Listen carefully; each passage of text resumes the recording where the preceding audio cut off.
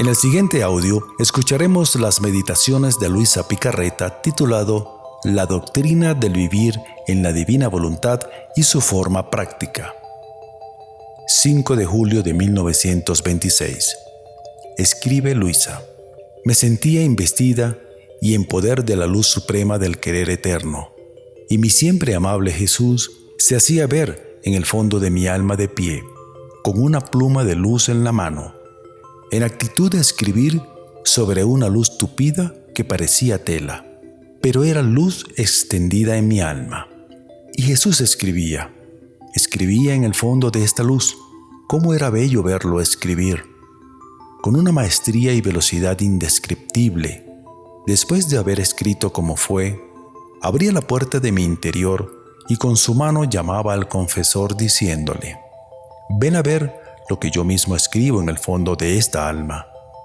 Yo no escribo nunca sobre papel o sobre tela, porque están sujetos a perecer, sino que me deleito en escribir en mi fondo de luz, como el de esta alma, fondo de luz al cual ha sido reducida en virtud de mi voluntad.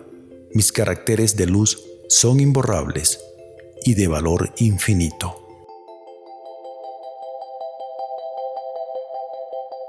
Recordemos un poco todo lo que hemos hecho hasta ahora, sobre todo del punto del pecado original en adelante, en la historia.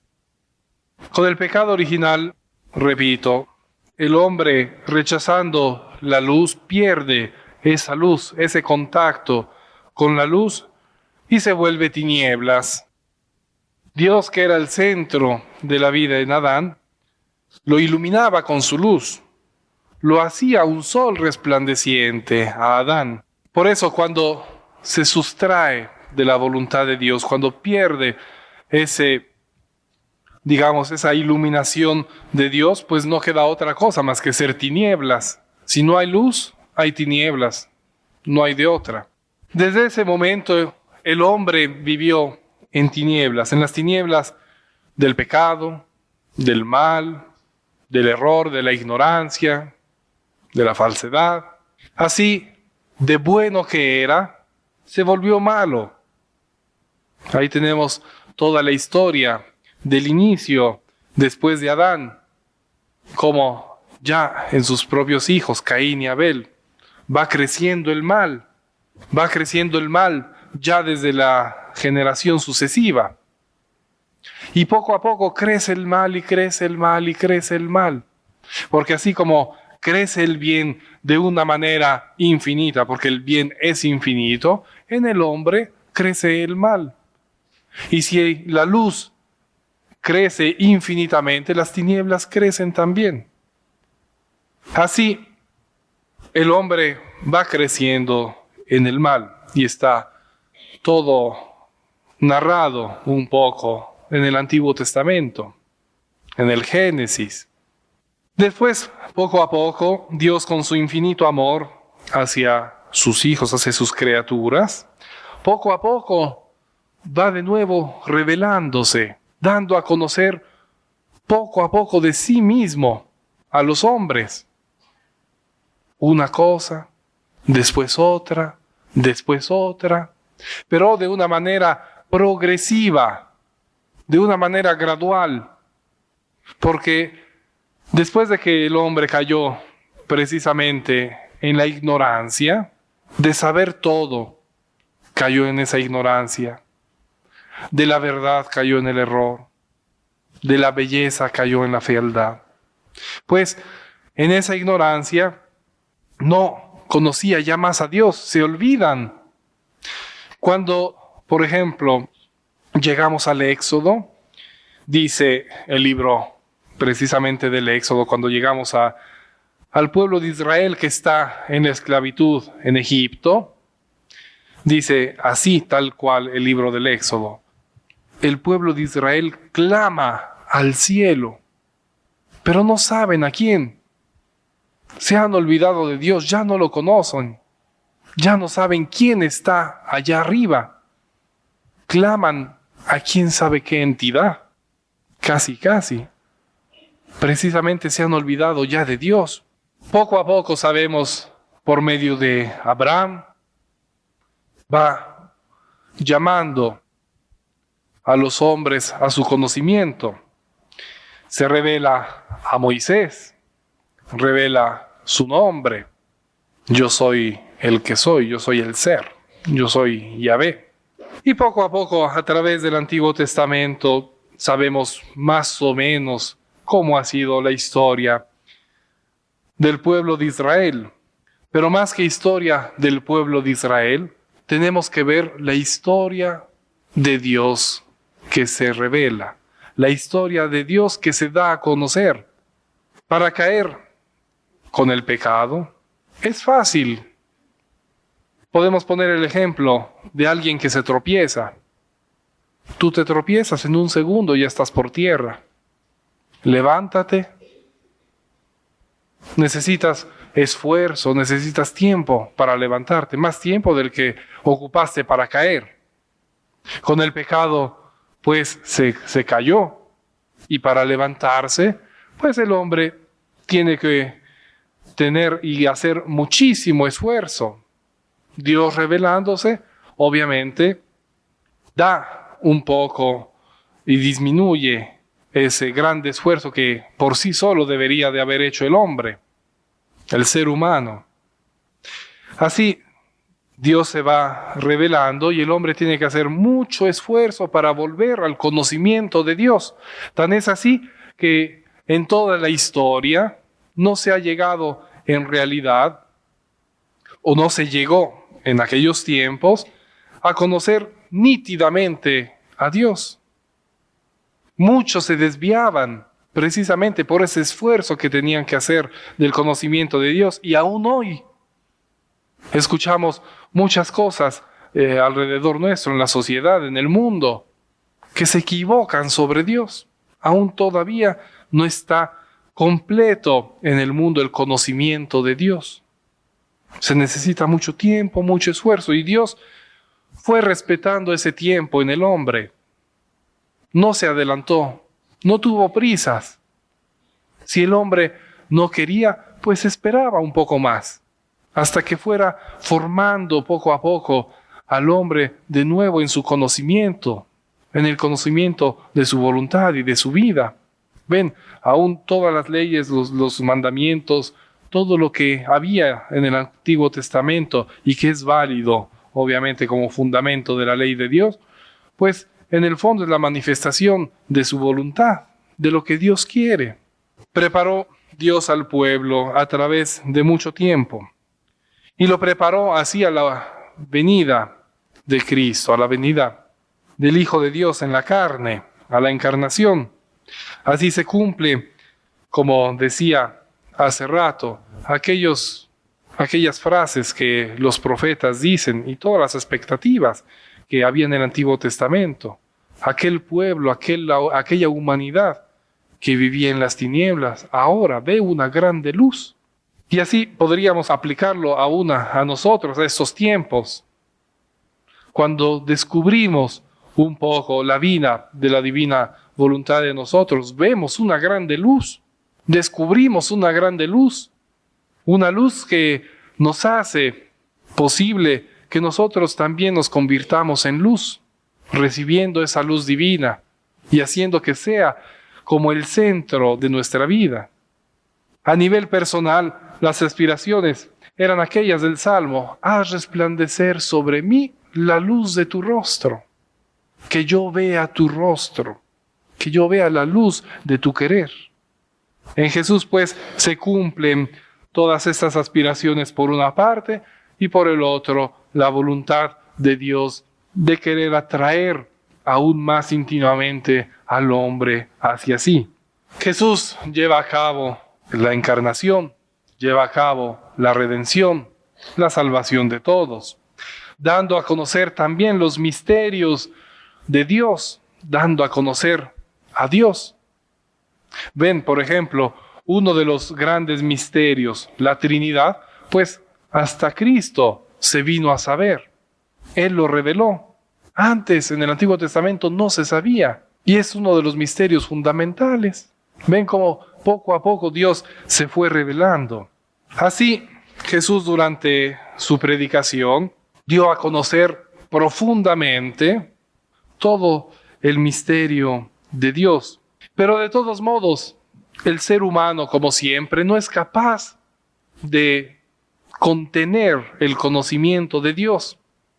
Aún durante la predicación de Jesús, muchos se escandalizaban de lo que decía Jesús. Por ejemplo, cuando anunció la Eucaristía, cuando él dijo de sí mismo, yo soy el pan vivo bajado del cielo, ¿qué pasó con los que estaban allí escuchándolo? Pues muchos se escandalizaron.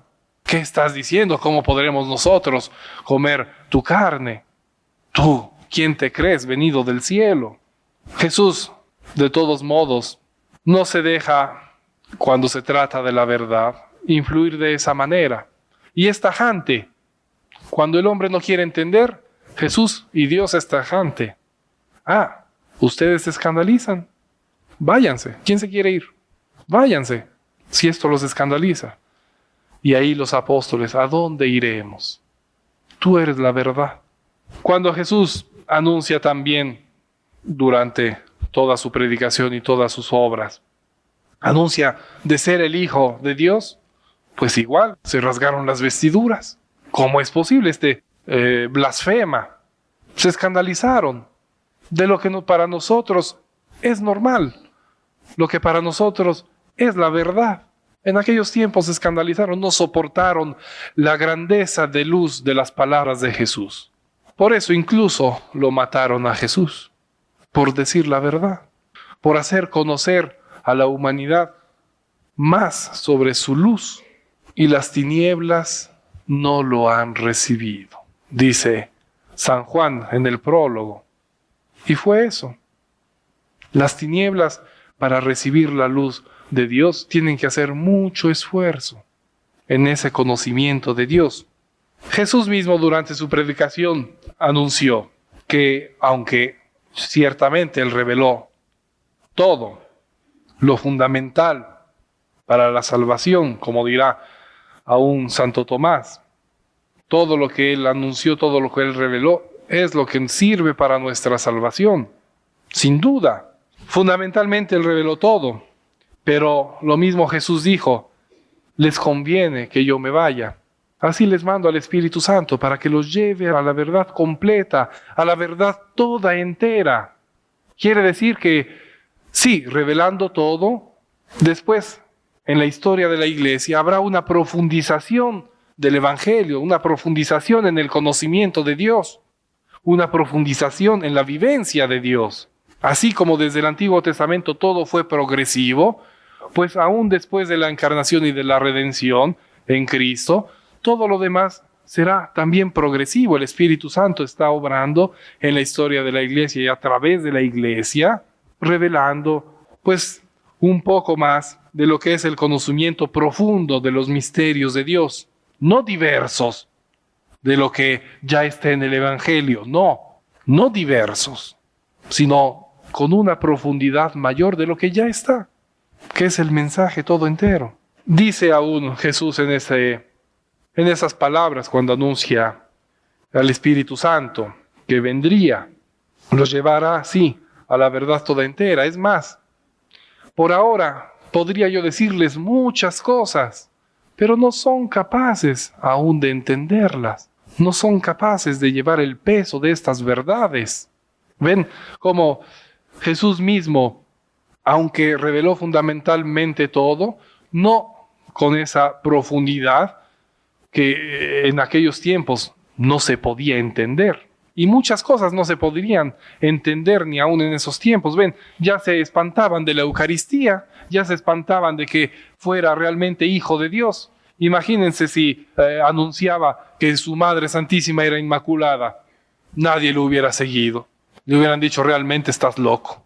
Imagínense si hablaba de los misterios de su divinidad, de la humanidad, pues imposible. Para eso está ahora toda esta historia después de su resurrección, después de su ascensión a los cielos. Ven, aún podremos percibir en el Evangelio cómo dice, el Espíritu no hablará por su cuenta, el Espíritu Santo, sino que dirá lo que ha oído.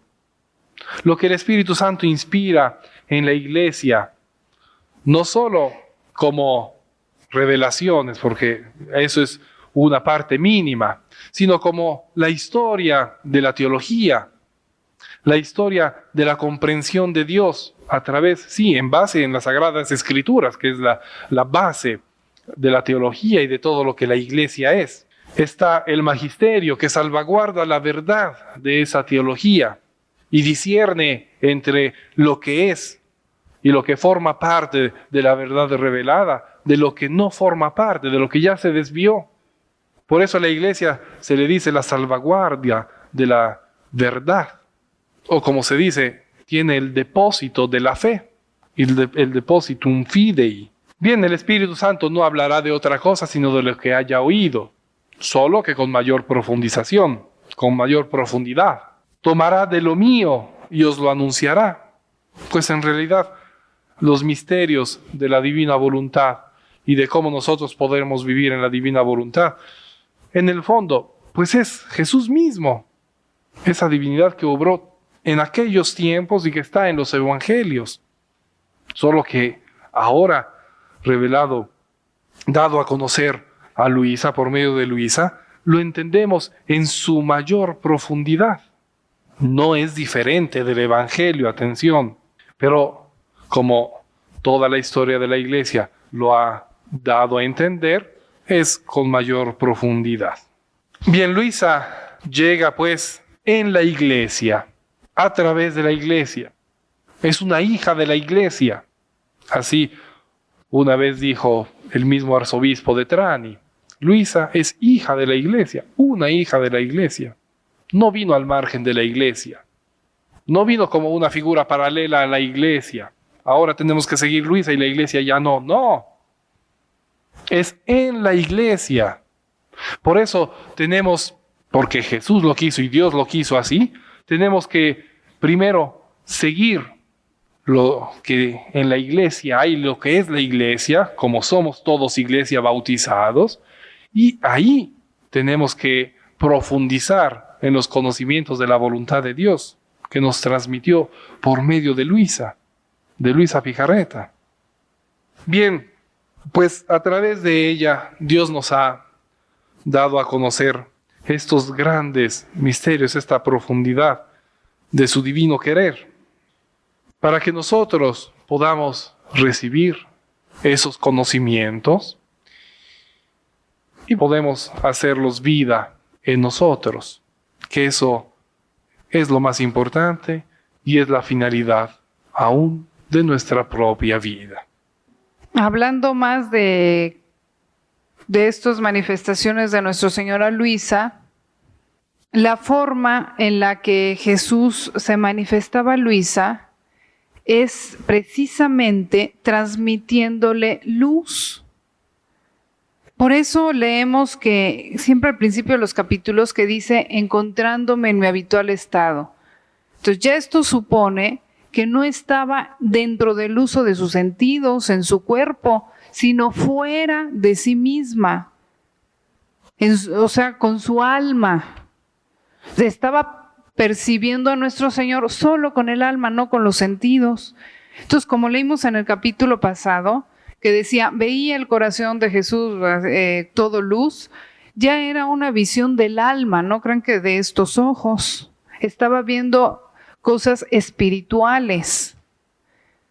Entonces, la manera era esta, fuera de sí misma, a su alma, nuestro Señor le hacía ver o percibir o escuchar sus enseñanzas, o todo junto, pues. En muchos otros capítulos dice que veía que salía un rayo de luz de Jesús, o que le comunicaba su luz, o cosas siempre relacionadas con la luz, dentro de este plano espiritual, ¿no? Entonces era un transmitirle esa luz que contiene su humanidad, la humanidad de Jesús, esa luz de su divinidad, a rayos, poco a poco. Entonces, por eso nuestro Señor la quiso aislada de todos, de todo, y dedicada solo, exclusivamente a esto. Ella tenía esta misión de recibir estos conocimientos. Ella por ser la primera. No quiere decir que nosotros la tenemos que imitar para vivir en la divina voluntad. Ella sí, esa era su misión específica. Sin distracción, sin otras ocupaciones, dedicada solo a Dios, así la quiso. Entonces, aparentemente parece que no hacía nada en su camita, ¿verdad?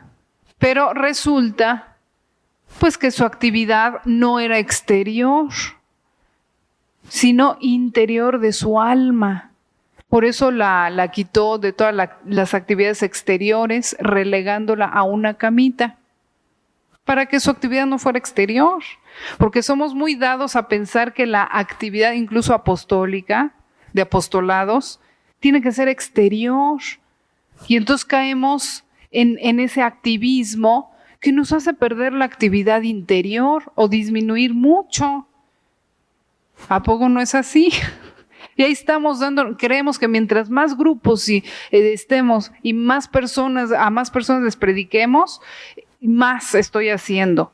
Pero estamos perdiendo esa actividad interior. En eso sí hay que imitarla. Claro que nosotros sí tenemos nuestras ocupaciones exteriores, pero hay veces que nos sobrecargamos de ocupaciones exteriores y podemos simplificar más para darle más espacio a esa actividad interior. Bueno, entonces nuestra señora Luisa así fue. En la noche ella caía en su habitual estado, en ese estado de especie, de éxtasis, en que su cuerpo quedaba como muerto y su alma era la que estaba activa, y ahí veía a nuestro Señor. Él le comunicaba esta luz o le hacía ver o escuchar su voz, en fin. Pero ella más bien en el volumen primero ya describe que no es un escuchar la voz como nosotros, como me están escuchando a mí, no. Era en él, ella decía, oía a Jesús, Jesús me dijo, pero en realidad ella dice que era que Jesús le comunicaba esa luz y ella veía con claridad en su alma esa luz, o sea, que daba esa idea que Jesús le quería comunicar y lo veía con claridad, espiritualmente hablando.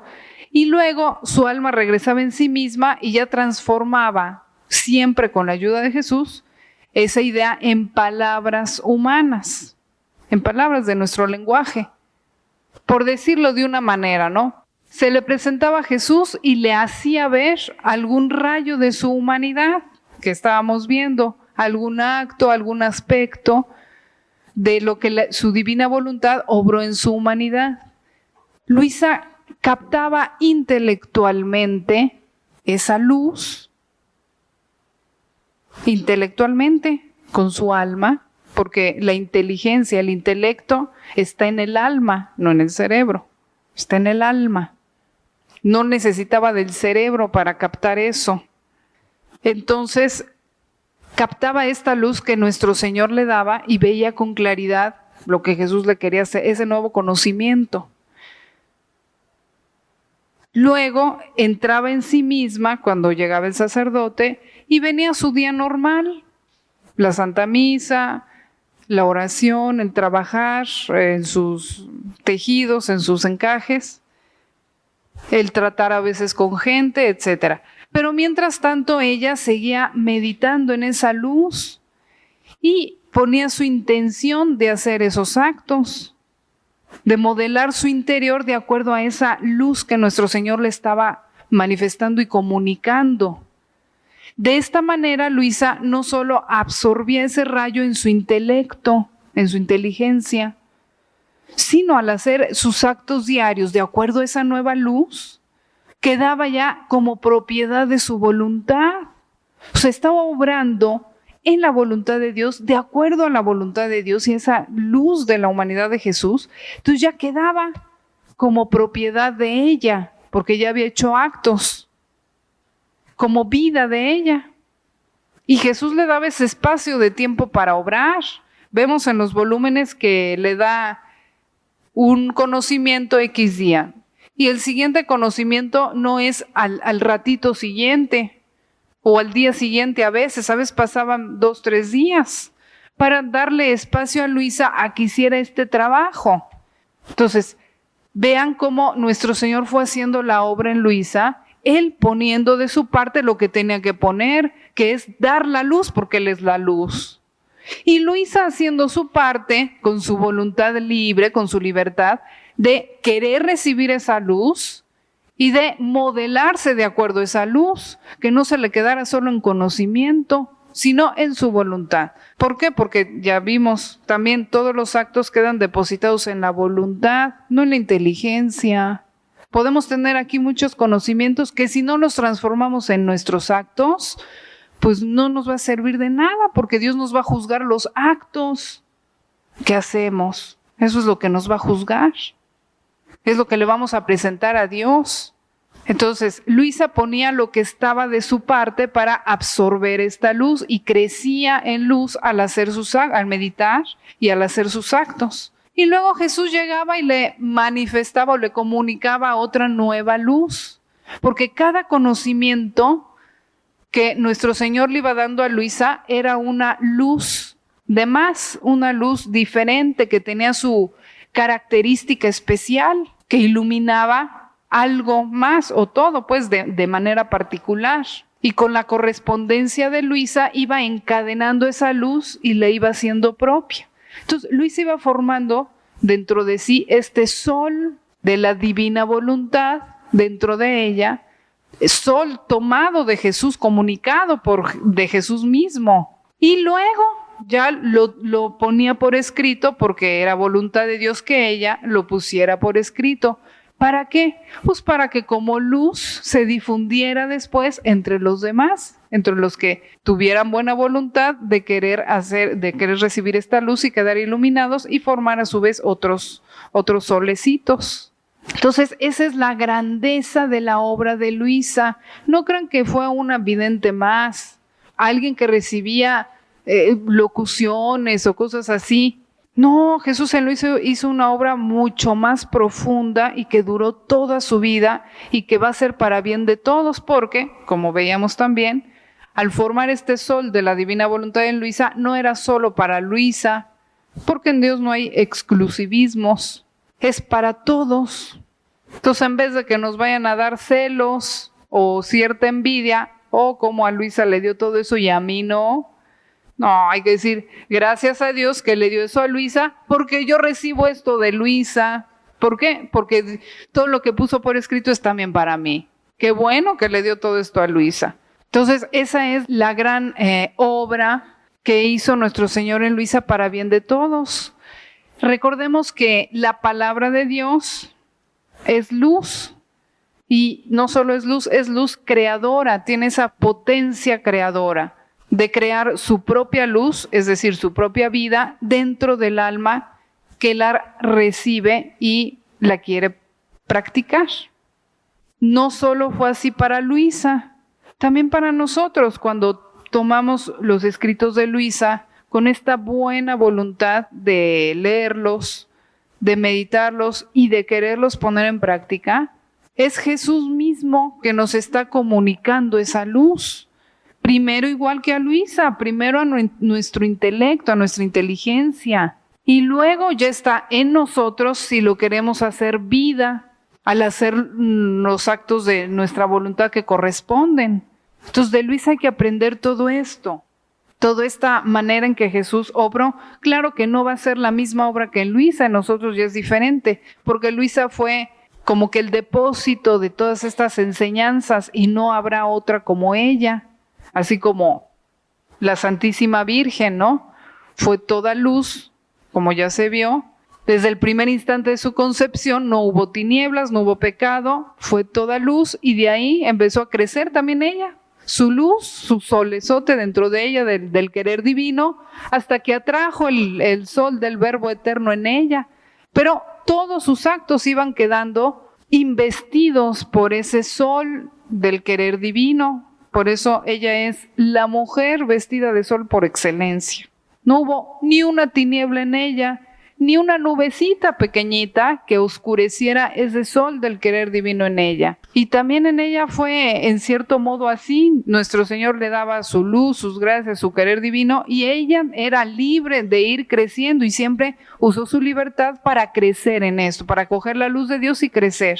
Entonces, estos escritos de Luisa, vean la grandeza que son un tesoro, un gran don que Dios nos da para crecer en su luz y transformarnos en soles dignos del sol eterno. Porque el sol eterno de Dios, si Él es luz, no se conforma con darnos sus efectos. Él quisiera darse a sí mismo, y de hecho lo hace, ¿no? Él se da a sí mismo. ¿Para qué? Para transformarnos en luz, en sí mismo, en su sustancia. Bueno, en su luz, no en su ser, porque no vamos a ser dioses como Dios, en su naturaleza. Eso no cambia nuestra naturaleza, pero sí nos va transformando en su luz, y nos va participando esa luz eterna y esas cualidades que Él tiene en su luz por cuanto a criatura es posible, como a la Santísima Virgen y como a Luisa. Y esta luz es lo que hará en estos tiempos que la Iglesia se vaya renovando y la humanidad se vaya transformando. En los que quieran, claro están, no en todos, en los que quieran, así como en la redención. Vino Jesús, sol y luz que ilumina a todo hombre, y viene a iluminar a todo hombre, pero son iluminados en realidad los que se dejan. Y los que no, pues que seguirán siendo tinieblas, aunque ya está el sol ahí del Verbo eterno, del Verbo encarnado. Él no viene a forzar a nadie. Él viene a dar su luz, y los que pongan sus obstáculos van a quedar sin luz. Entonces también aquí el reino de la divina voluntad es así. Ya es un gran don que venga y que nos haga conocer estos escritos, pero no todos lo irán a recibir, aunque es para todos. Habrá quienes no quieran y pongan el obstáculo de su voluntad humana. No, yo quiero seguir mi vida de tinieblas. Bueno, pues Dios los va a respetar. Lástima por ellos, que se van a quedar tinieblas y no van a gozar los efectos de la luz y la misma luz. Pero así es la historia de la humanidad, esa lucha entre luz y tinieblas. Hay quienes optan por las tinieblas, hay quienes optan por la luz, y dentro de la luz hay quienes optan por poquita luz y hay quienes optan por muchísima luz, de acuerdo a la libertad de cada quien. Pero dichosos aquellos pues que reciban toda la plenitud de la luz. Ellos serán los más afortunados en esta tierra y en el cielo, y serán la mayor gloria de Dios, como la Santísima Virgen, que fue la que más recibió todo esto. Por eso es la más gloriosa y la más feliz en el cielo, y la que más honor y gloria da a Dios. Bueno, para terminar, que ya faltan pocos minutos, yo hubiera querido leer un capítulo más grande, pero bueno, además ya estamos cansados de todo el día, yo creo, ¿no? Pero pues bueno, el tiempo se acaba. Mientras llueve. Bueno, está bien. Entonces vamos a ver.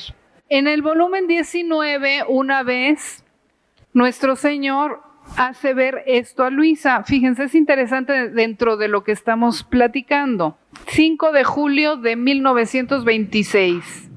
Escribe Luisa: me sentía investida y en poder de la luz suprema del querer eterno. Y mi siempre amable Jesús se hacía ver en el fondo de mi alma de pie, con una pluma de luz en la mano, en actitud de escribir sobre una luz tupida que parecía tela, pero era luz extendida en mi alma, como una tela de luz, vamos a imaginarnos más o menos así, ¿no? Y Jesús escribía en el fondo de esta luz. Cómo era bello verlo escribir con una maestría y velocidad indescriptible. Después de haber escrito, como que abría la puerta de mi interior y con su mano llamaba al confesor diciéndole: ven a ver lo que yo mismo escribo en el fondo de esta alma. Yo no escribo nunca sobre papel o sobre tela. Puede ser una razón por la cual no escribió Jesús. Ahorita voy a explicar por qué. Yo no escribo nunca sobre papel o sobre tela porque están sujetos a perecer. Y Dios no puede hacer obras que perezcan. No se va a exponer a eso. Sino que me deleito en escribir en un fondo de luz, como el de esta alma. Fondo de luz al cual ha sido reducida en virtud de mi voluntad. Si sus conocimientos son luz, pues no los puede escribir en un papel, los va a escribir en algo que sea luz, es decir, nuestra alma. Bueno, en este caso el alma de Luisa, que el alma de Luisa ya era de por sí ya toda luz a estos niveles. Ya había sido trabajada por nuestro Señor y ella había correspondido a ese trabajo y se había convertido en luz. Y sobre esa luz de su alma es sobre lo que nuestro Señor imprimía su propia luz cada vez mayor. Esto es importante para nosotros. Si queremos que nuestro Señor imprima sus verdades en nuestra alma, primero tenemos que aplicarnos en transformarnos en luz. Porque eso sí, no va a dejar sus caracteres en las tinieblas. Son dos cosas que se repelen naturalmente. O luz o tinieblas. Donde entra el sol se acabaron las tinieblas. Y donde hay tinieblas es porque no hay sol. O sea, tan lógico como eso. Entonces, si tenemos tinieblas, hay que quitarlas, hay que dejar que entre la palabra de Jesús y empiece a hacer su trabajo y se disiparán las tinieblas. Pero, ojo, esto no es automático. Entra la luz, pero nosotros tenemos que hacer nuestra parte como Luisa, trabajar en quitar nuestras tinieblas, de acuerdo a esa luz que estamos recibiendo, para que así podamos posteriormente recibir más luz, más caracteres de luz, más enseñanzas de nuestro Señor, que nos irán transformando cada vez en mayor luz, nos irán inflamando cada vez más en luz, en amor, en todo esto, ¿no? Que produce la luz divina. Entonces repito eso, yo no escribo nunca sobre papel o sobre tela porque están sujetos a perecer, sino que me deleito. Para Jesús ahí se ve, es un deleite, es un gozo hacer este trabajo en las almas. Porque para eso nos creó, repito, para eso nos creó, para irnos transformando en luz, haciendo este trabajo. Para eso nos da también tantos años. No crean que es de un día para otro que nuestro Señor haga este trabajo en nuestra alma. Si en Luisa, ¿cuántos años? Toda su vida estuvo trabajando, 84 años, para transformarla en ese sol, aunque ya desde aquí era luz, pero todavía le faltaba y podía hacer mayores cosas en ella. Pues en nosotros también, para eso Dios nos está regalando tantos años de vida, o nos ha regalado hasta ahora, y los que Dios disponga aún darnos. Si ya antes quizá los desperdiciamos siendo tinieblas, pues hay que poner manos a la obra, a transformarnos ya en luz, y a crecer en esa luz. Material hay mucho, y de parte de Dios no falta su gracia y su trabajo de querer hacer este trabajo. Lo que ha faltado hasta ahora es nuestra correspondencia. O quizás ya hemos correspondido, no crean que yo estoy diciendo que todos estamos en tinieblas. Ojalá no. Ojalá ya hayamos correspondido desde antes y ya tengamos algo de luz. Bueno, que esto sea un llamado a que no nos estanquemos, sino a que sigamos creciendo en esa luz, acogiendo esto con todo amor, con todo agradecimiento, humildad y con esa correspondencia de transformarnos en esta luz. Me deleito en escribir en un fondo de luz como el de esta alma, fondo de luz al cual ha sido reducida en virtud de mi voluntad. Ahí está, la divina voluntad es lo único que tiene virtud de transformarnos en luz, porque ahí está la fuente de la luz en ella es la luz. Mis caracteres de luz son imborrables y de valor infinito. Hombre, con tener alguno de estos conocimientos dentro de nosotros ya es tener un valor infinito. Ahora, ¿qué será el tener varios mayores gracias de Dios? Aquí se va descubriendo cuánto amor de Dios al querernos dar tantas riquezas, ¿no? ¿Por qué quedarnos pobres cuando hay tanta riqueza aquí? ¿Por qué quedarnos en tinieblas o siendo una pequeña lucecita cuando Dios nos quiere dar tanta luz? Mis caracteres de luz son imborrables y de valor infinito. Entonces, cuando debo manifestar las verdades sobre mi voluntad, primero hago el trabajo de escribirlas en el fondo de luz. Esto se está refiriendo específicamente a Luisa, ¿no? Está diciendo cómo trabaja en ella. Entonces, cuando debo manifestar las verdades sobre mi voluntad, primero hago el trabajo de escribirlas en el fondo de luz y después hablo de ellas señalándole lo que en ella he escrito. He aquí por qué cuando dice lo que le dije, lo dice con pocas palabras. Cuando el confesor le preguntaba, ¿qué te dijo Jesús en la noche? Lo decía con pocas palabras, Luisa. En cambio, cuando escribe, se extiende, porque es mi escrito que se desborda de su alma y no pone el breve esbozo, o sea, no pone solo el breve esbozo, sino mi verdad extensa como yo mismo se la escribí en lo íntimo de su interior. Escribe Luisa, yo me quedé asombrada y con una alegría indecible al ver a mi dulce Jesús escribir dentro de mí y tocaba con mano que mientras que al hablar poco sé decir de lo que él me dijo, es más, me parece que solo me dio el tema, al escribir ha de ser interés suyo ayudarme a desarrollarlo como él le place.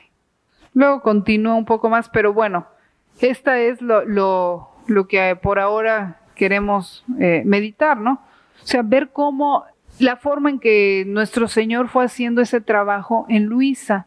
Como vemos, son cosas espirituales, volvemos a lo mismo.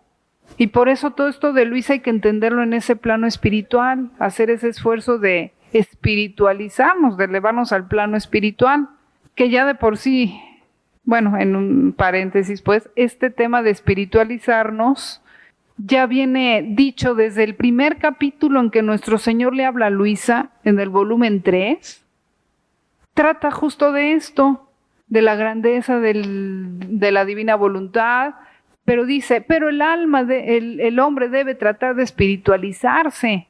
Es lo primero, o sea, elevarse a ese plano espiritual, dejando lo material.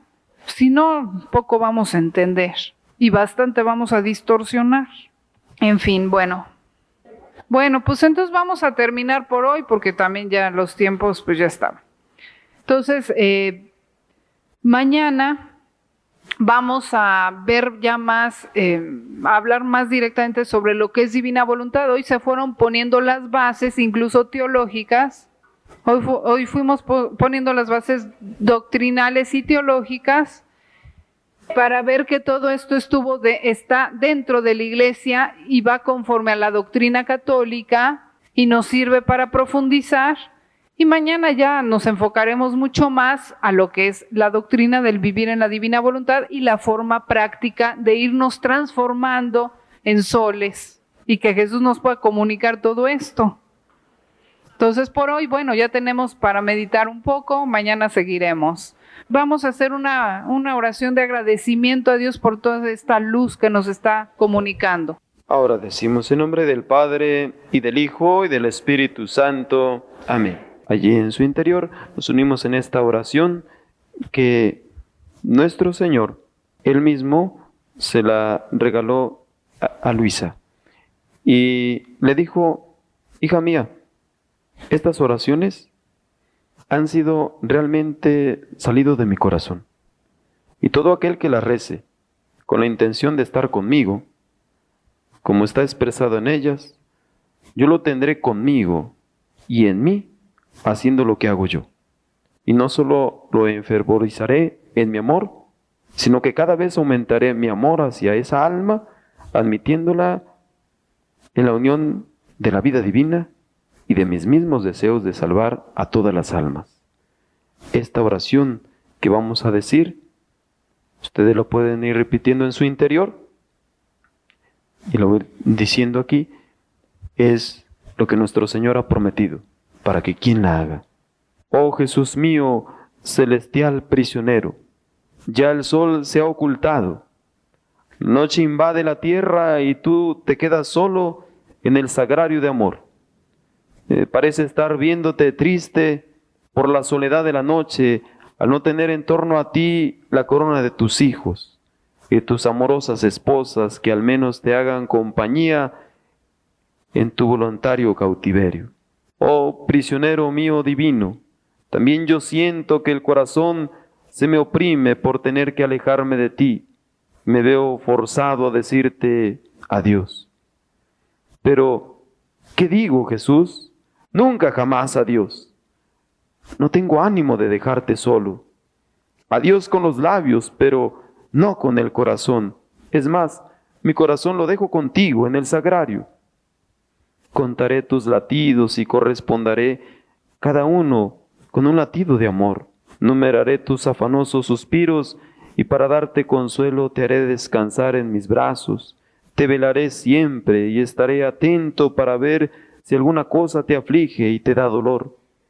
No solo para no dejarte nunca solo, sino para tomar parte en todas tus penas. Oh corazón de mi corazón, oh amor de mi amor, deja ese aspecto de tristeza, consuélate.